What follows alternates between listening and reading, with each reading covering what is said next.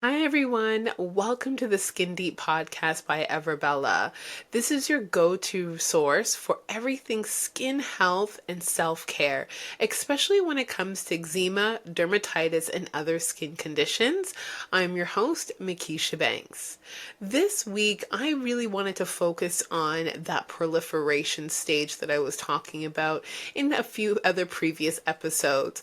I wanted to go a little bit deeper on that subject because I find this is such a crucial part within your healing journey for new skin cells. And whether that's eczema or if it's, dermatitis or if it's any kind of skin condition or you just have acne and you just want better skin, this is the part where it's really key in terms of that skin rebuilding stage that I find it's a little bit more important to go much more deeper on that subject. So we're going to be going over a couple of things such as going from the inflammation stage into proliferation. So how do we support ourselves in those two stages? And two, what supplements I take in order for me to support my skin healing in the proliferation stage. And also a new set of videos that I'm going to be doing, which is basically the things that I do in terms of like on a regular basis to help my skin. So we're going to go a little bit more deeper on all of those subjects here. So I do have some notes, so then that way I keep on track and I make sure that I give you the right information.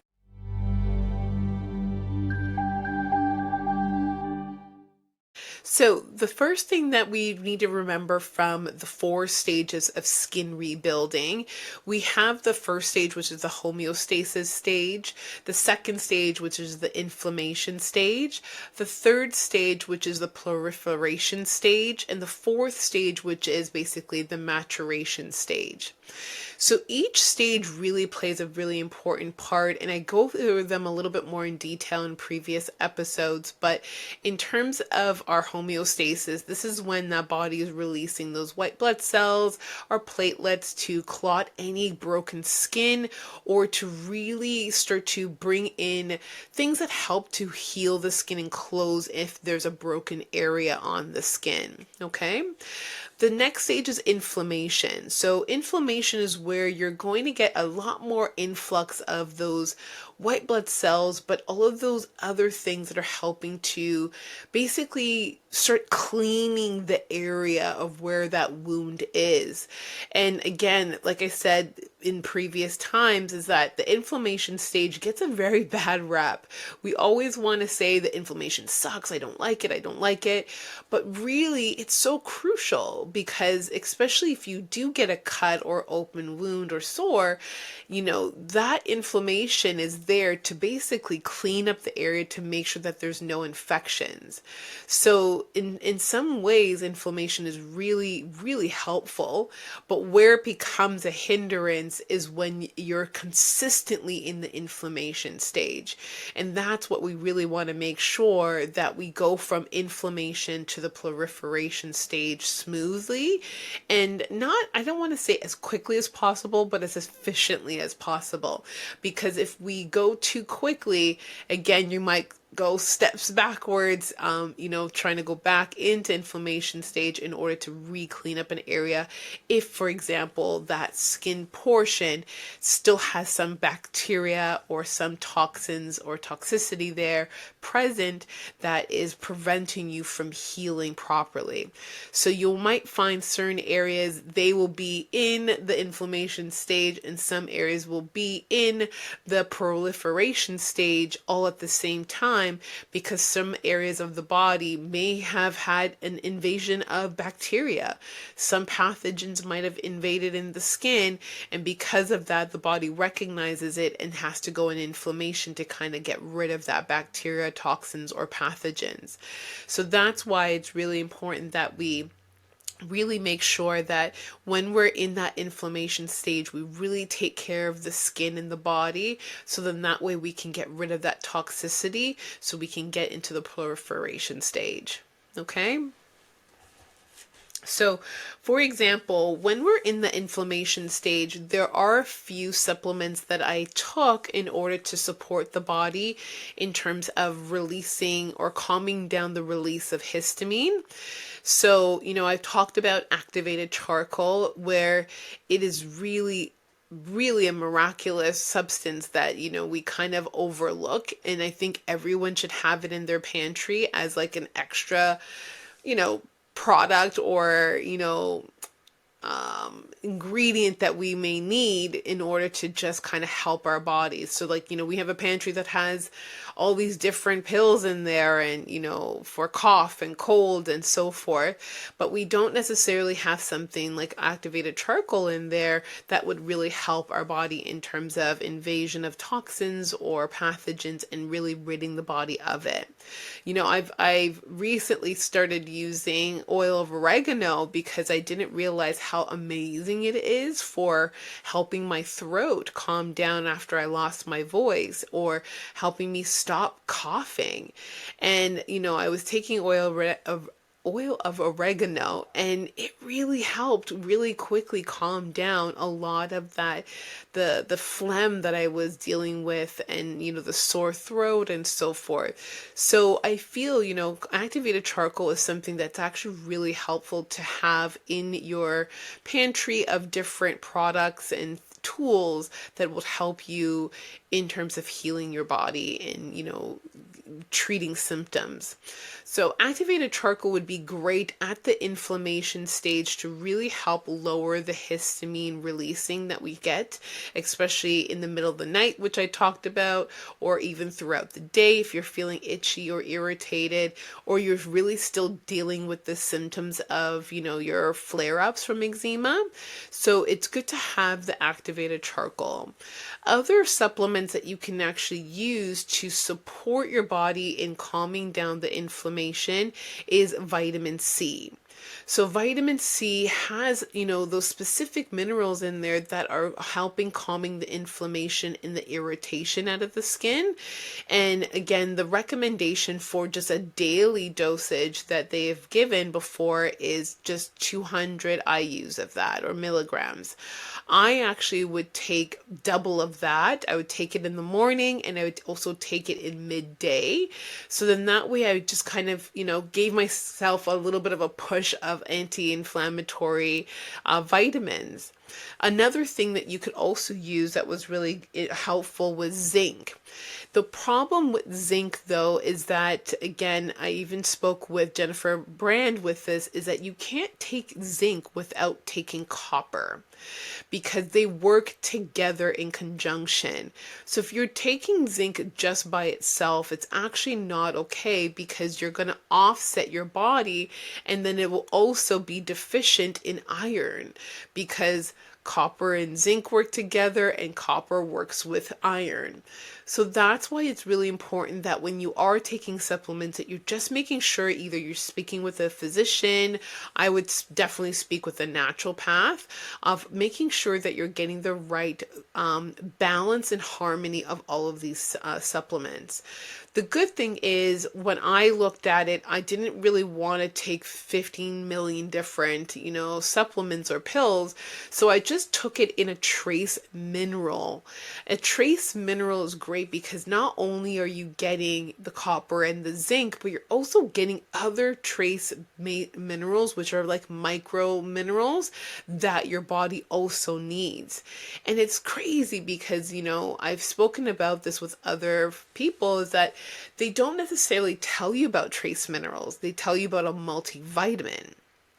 Multivitamins are okay, but those are more of like your macronutrients that you really need, such as calcium, magnesium, and so forth. But trace minerals are actually like the mini building blocks that your body needs in order to be sufficient, in order to absorb the other nutrients.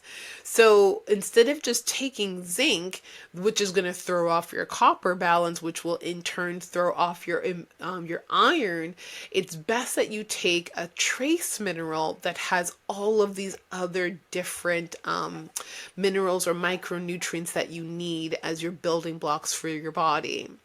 So when I started taking those trace minerals, I was also taking my double dosage of vitamin C. I also was taking cortisone. So again, because we're looking for something that controls the actions and controls the processes of histamine, you need something that is going to help block histamine releasing.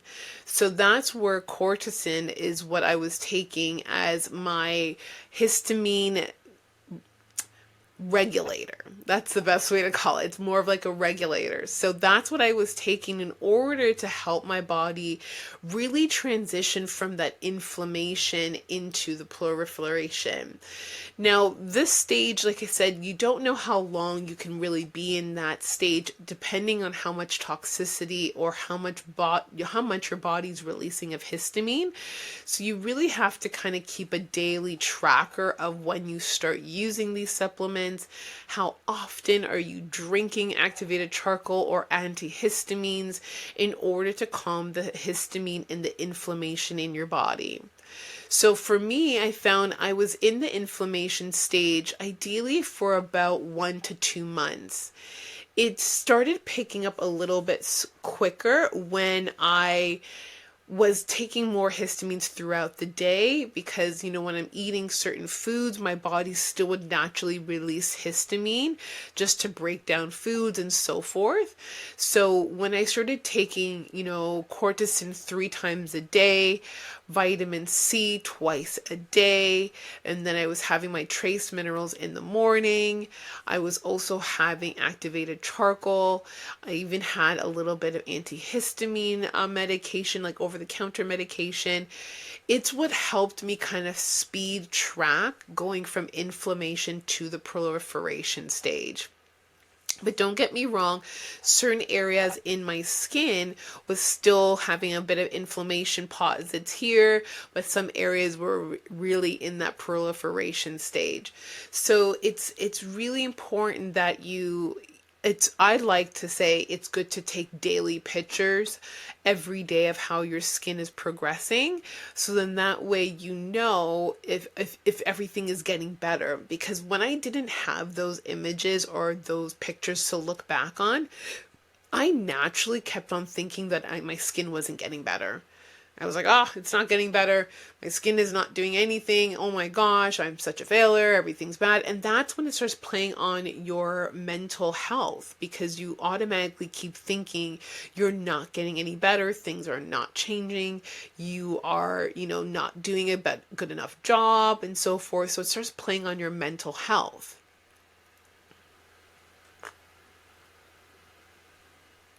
And that's why when I started really taking videos and creating, progress videos and posting them online, I actually got to see my skin really improve. And I wasn't noticing it was improving from days to days, hours to hours. So it's so important that we do take pictures of our skin and see how that track record is, because then it will help support your mental health. It will support your emotional state, because you looking at your skin, I'm not going to lie, when I look at it, I'm like, oh my God, it's not getting any better. But if I look at a side to side picture comparison for a week, I actually will see the little parts in my skin that are getting better. And that's important because it helps you stay motivated. It keeps you focused. It keeps you positive and optimistic, and it helps you to really just continue making the same better choices every single moment throughout the day, because it just takes one bad choice in the day to snowball effect into worse choices throughout the day, and before you know it, you started off great in the day, and then before you know it, you ended really bad in the end of the day. So that's why it's so important to have those progress pictures and videos, so that way you can see what's happening in the changes and the subtle changes in your skin. Okay, so now going into the proliferation stage, again, the proliferation stage is when your body's creating new skin cells, new blood vessels, and new tissue. So that's where I found it very fascinating because I this is where people can relapse on their skin journey, because in the proliferation stage, it's not all sunshines and rainbows. Oh my gosh. This stage is actually, I find it to be a little bit worse than the inflammation stage. Yeah, I said it. I believe it feels much worse than the inflammation stage. In the inflammation stage, I know I'm red and I'm hot and I'm itchy. Like that, I'm like, I understand it.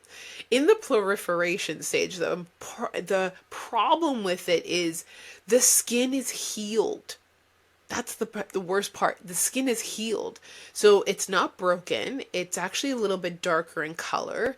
It's covered, so there is a layer of new skin there. It looks really bad because it just looks dark and it feels like, oh my god, did I just make my skin look 10 shades darker than it was before? But it's extremely itchy. Yep. It's actually more itchier than the inflammation stage. The inflammation stage feels hot. The proliferation stage does not have heat associated with it, really, but it feels itchy because it feels dry. There's this new skin that's coming in, and because of that, your skin is irritated, and all you want to do is scratch the living hell out of it because that new skin is coming in, the old skin is dying off, so you have like layers of dead skin cells on the top. You still see a little gloss of the new skin underneath, and your body naturally is like, it feels like it's cracking, and it feels like it wants to stretch, but it can't because it doesn't have the oil and the lipids available in order for it to stretch. So think of you having a scab, like you scratched yourself and you have a scab there. You can't stretch that skin area. It actually feels annoying because you feel constricted. So, depending on the area that it's on, whether it's your hand, like the wrist, or your legs, like it was for me in the back of my calves, it was hard to do certain things. It was hard to walk sometimes because the skin is so tight because of that new skin cell layer that's over it, but it doesn't have the ability to stretch. It doesn't have that suppleness in order for it to stretch. So this is where I found like I wanted to scratch the new skin right off. Like I just wanted to peel it right off. And the reason is because it's just like, goodness gracious, just show me the good skin. Just give me the healed final result skin. But it's not there yet. And this area is the struggle where people relapse. They go from, I'm getting healed, we're excited, and then we go backwards, and then it's like we're starting all over again, and then we're going forward. And this is where it becomes that rat race. You're not in a rat race necessarily in inflammation. You're in the rat race between proliferation going into maturation stage because your skin is taut, it's tight, there's maybe scabbing above the skin, this new skin and the dead skin almost competing with each other of who's going to make it to the end of the race. The new skin or the old skin, the new guys on the block or the old guys on the block. And that's where it's like, this is where your rituals are so crucial. Your skin routine of treating the skin is so crucial. And the way you're eating is still even more crucial because we need to keep supporting the new skin coming up to the surface. Okay, so the thing is, again, we're getting that new collagen coming in, and that new collagen is the healing collagen, which is going to be replaced with another collagen after. Our fibroblasts are tightening. Okay, we have keratinocytes coming up to the surface. We are getting new protein layers. So all of those things are happening, and that's when your skin just feels confused. I felt confused. I was like, I don't know what's going on. Am I getting better or am I not getting better? Because I want to scratch, I want to peel off my skin, but I want to moisturize it and cuddle it and make it feel so comfortable and loved. But it's like you almost feel, it almost feels like you're in 1 minute happy, next minute you're not. Like you're just schizophrenic. Like you just don't know what's going on. You're confused. And that's how I felt day after day after day. And even recently, that I talked about in a previous episode, that I just started scratching the crap out of myself. And it's because I was feeling like, yes, I'm healing. Everything is great. Let me just eat a little nibbles of some sweets and so forth. But not knowing those sweets created a histamine dump that made me backtrack into inflammation. And then I wanted to scratch and everything, and pus was coming to the surface. And then before you know it, I'm now backwards, and I have to help my skin progress back into the proliferation stage again. So this is where, like I said, it is a bit of that rat race. It's almost where you feel like giving up.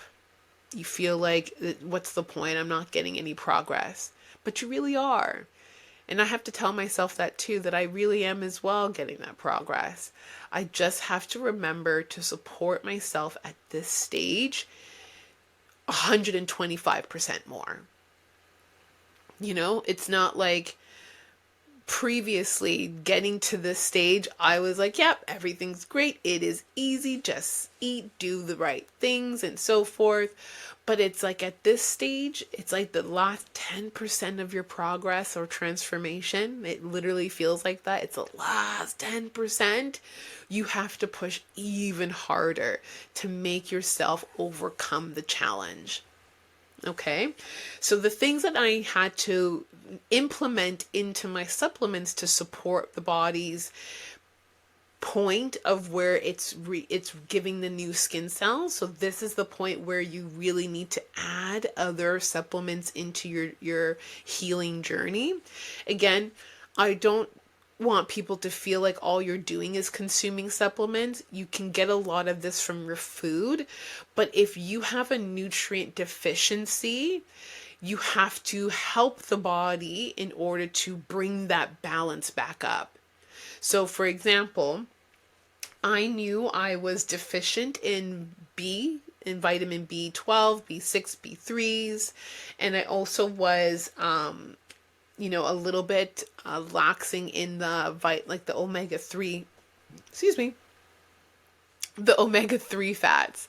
So because I had deficiencies in those areas, plus again, naturally for people that are of color, you're naturally deficient in iron. So in order for my iron to get better, what do I need? Zinc and copper. So again, I needed to have more of my trace minerals. The trace minerals are really important at this stage.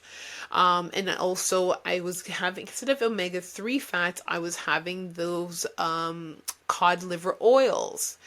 And then I was also adding in my B complex that had the different types of B vitamins. So B3, B6, B12. But not only can I have those supplements, none of these will bind together unless I have magnesium. So I had to start taking magnesium as well. So your body needs proper amino acids, which I was getting from my fruits. I was getting it from blueberries, blackberries, raspberries. I was getting them from those darker berries, those amino acids. I was also getting some of it from chia seed pudding. So I would have that as well. Your body needs copper, vitamin A, iron, zinc, and again, the B complex as well. But none of these things would be absorbing properly unless you have magnesium. So I was starting adding magnesium into my supplements. So at the proliferation stage, when you are having those supplements, you're seeing the benefits of that because again, the new skin's coming to the surface. You're not having open wounds. It's more closed off. But it's like, okay, if you know that your gut is repairing itself, the microbiome are getting fed the right nutrients and supplements that it needs, it is what you're doing on the outside of your skin that also is important. So what I do on a regular basis for my skin to feel to relieve myself of that tight, scratchy itchiness is in the morning, I take my shower and I do all of that, but I have my ritual of applying my products. So whether it's an oil or it's the butter or mixing them two together, again, I would apply that onto the skin.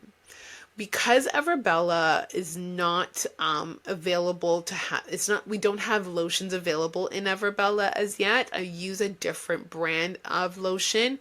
Plus, I also have the ones that we're developing and about to release. I still mix those with the butter and the oil and I apply it onto the skin. This is giving your skin hydration, which you need from the lotions, because unfortunately, butters and oils don't give you that water content that your skin is itching for because it wants moisture or hydration, like a cup of water. And oils and butters don't fully give you that. They give you protection, the soothing, the thick humectant layer above the skin. It gives you those, but it doesn't give you the water content. It doesn't matter what people say, butters and oils do not give you that water content that your body's, it's yearning for it. So whether you're drinking it internally, externally, your skin is also like, please give me a little bit of water. I need some water. And that's where you put that lotion mixed with a butter and an oil and apply it onto the skin.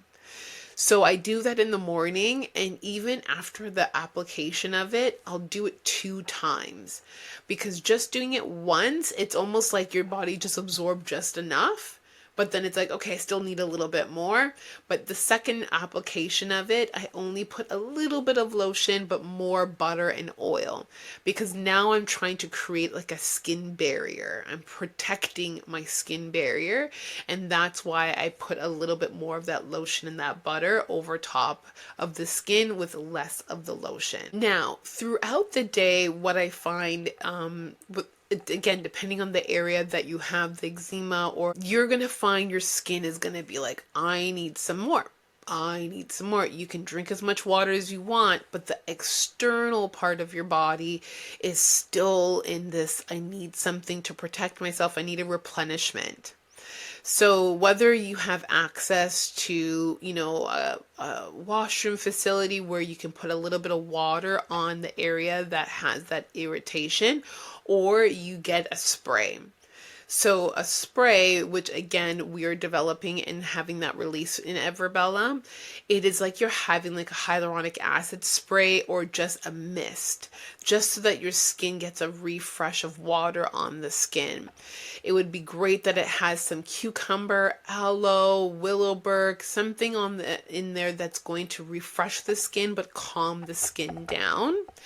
And when you apply that onto the skin, that's when you want to go ahead and apply another layer of the lotion and the butter mixture.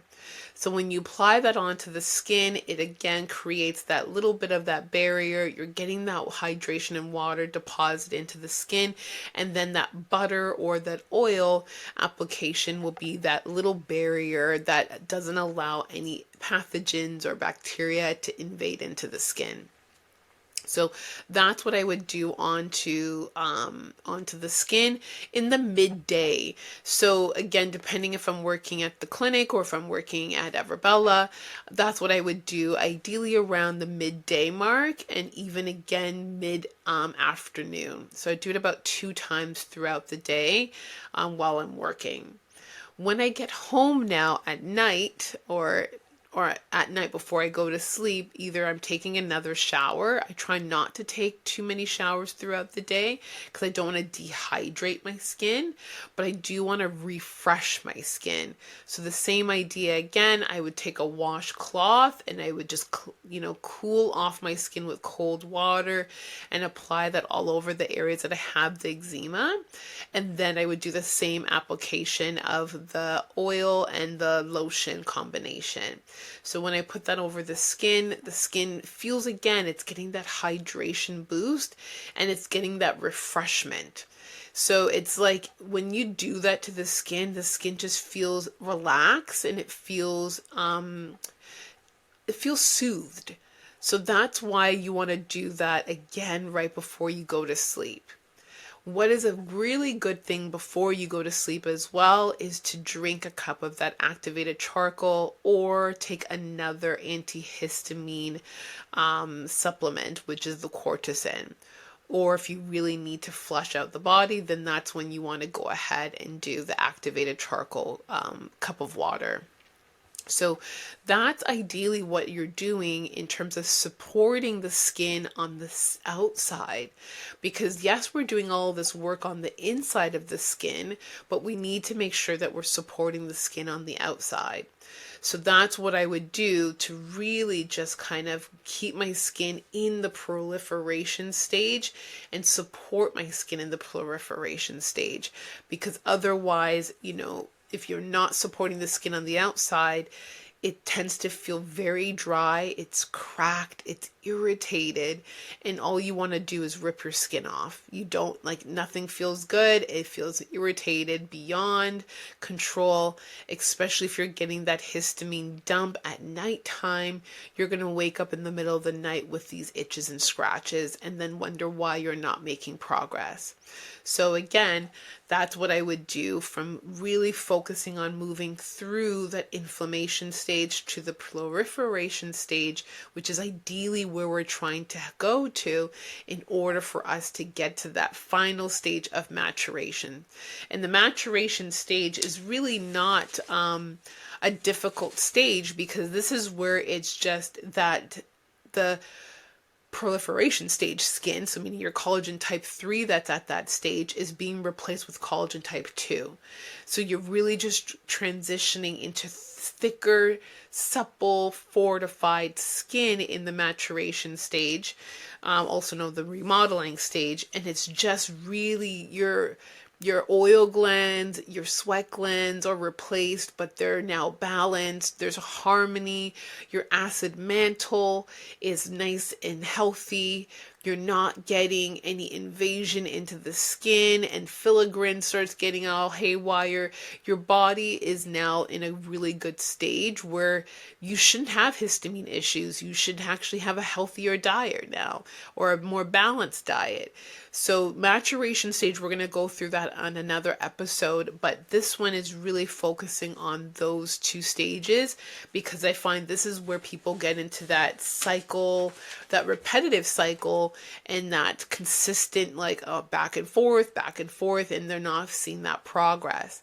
But again, if you take those pictures and you look at your pictures every day consistently, you'll see those golden moments of healing skin. You'll see the progress your skin is making. You'll know that the efforts that you're doing are producing the results. So that's why it's really important to take those pictures, so that way you can see the progress. But again, I would suggest to get those different supplements and those different products and tools, so then that way you are going into progress versus recession, and then progress and then recession, and so forth. And again, this podcast is sponsored by Everbella. Everbella empowers everyone to make self-care rituals to treat their eczema, dermatitis, dry and sensitive skin conditions. All of our products are fragrance-free, chemical-free, paraben-free, and synthetic-free.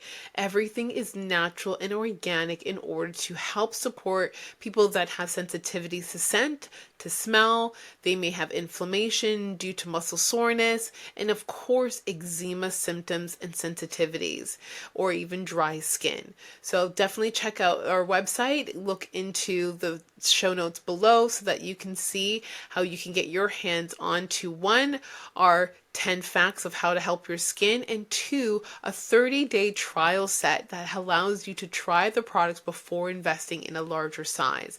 And that trial set is amazing because it gives you all the products that you need to treat your skin for 30 days to see that progress and that healing skin. All right. So I look forward to seeing you in our next episode. Thank you. Take care. Thanks for tuning in to the Skin Deep podcast. Don't forget to download your free guide to our 10 hacks to great skin.